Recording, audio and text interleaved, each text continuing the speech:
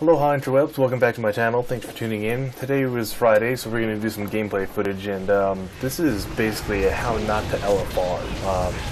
I did a lot of failing, and I'm going to show it to you. And as long as you don't do what I did, you're going to be okay. This first boss in this particular leg of the LFR, which is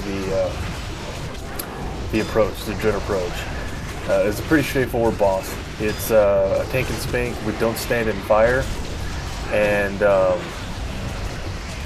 I stood in fire. That's not the first reason I died, though. Yeah, I died multiple times in this particular encounter.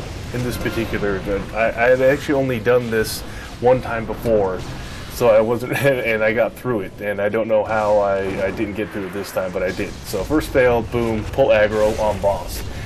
I didn't think I was going to do that. I was definitely not the first person on the platform, but I did. So that was my first death. Second death comes in later in the last phase of the boss fight, where it's pretty much, again, just a tank and spank, but somebody threw me in a battle res, and then I stood in the little balls of sonic fire. So don't do that. Don't stand in the balls of fire. Don't pull aggro on the boss. You know, regular like raid mechanics that have been going on for years now. Basically don't do that, and you won't die.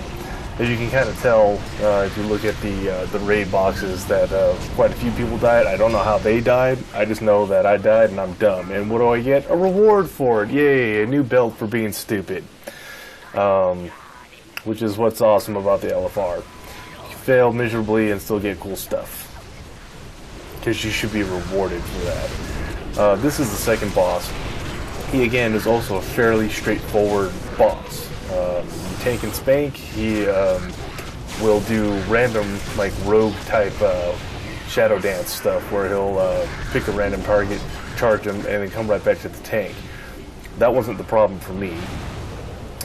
Meanwhile, in phase 2, you'll get picked up by these cyclones and transported to the other opposite side of this hallway, and you basically had to run back to the boss and continue DPSing. Now the problem is the whirlwinds that are coming down the hallway will kick you all the way back to the opposite side of the room, and yeah, I just kept jumping in them. Maybe I was trying to relive some kind of Wizard of Oz fantasy where it would whisk me away to a magical land where loot drops into your bag automatically, but that didn't happen. So eventually you'll just be able to figure out this pattern. If you zoom your camera out, you can kind of see them coming ahead of time. That won't stop some people, like me, from jumping back into the stupid-ass whirlwinds again and taking all the way to the other side of the room.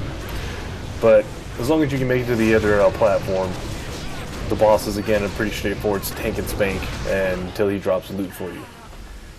I didn't fail too bad in that one, but I caught up in like two or three whirlwinds. On this last boss, kind of depending on how your tank wants to have it set up, you basically kill the feet of this boss and don't stand in the big purple circle.